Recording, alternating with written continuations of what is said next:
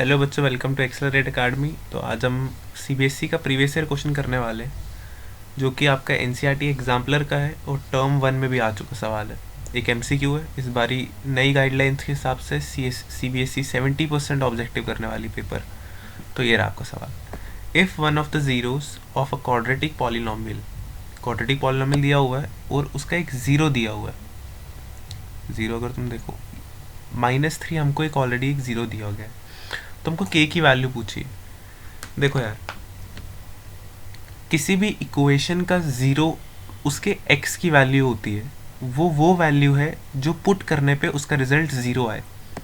यानी कि अगर मैं आपको दिखाऊं,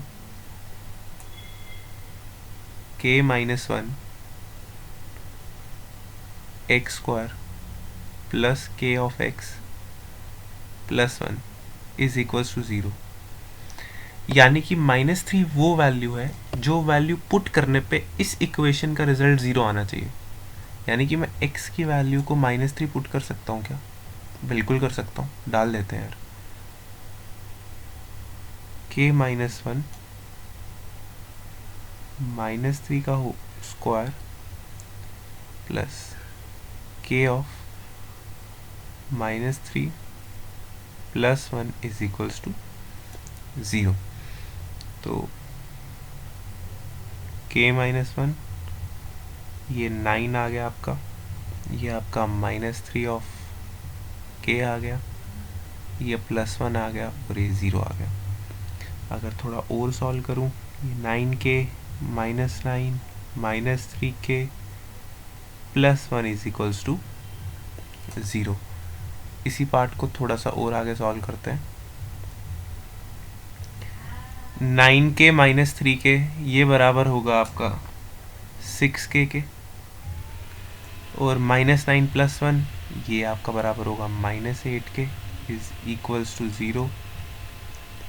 ये 6k 8 के बराबर हुआ और k 8/6 और k हो गया आपका 4/3 answer. k is equals to 4/3। Option में देखोगे तो ए ऑप्शन आंसर होगा। सो गाइज, ये था कोई भी सोल्यूशन। कोई भी डाउट अगर आपको आए तो कमेंट सेक्शन में ज़रूर लिख सकते हो। बाकी ये सिंपल तरीके से समझाया हुआ है। एक और बारी मैं बता देता हूँ, जिनको ज़ीरोज़ का डाउट आ रहा है, if one of the zeros, यही लाइन इसमें एक्चुअली में कन्फ्यूजिंग है।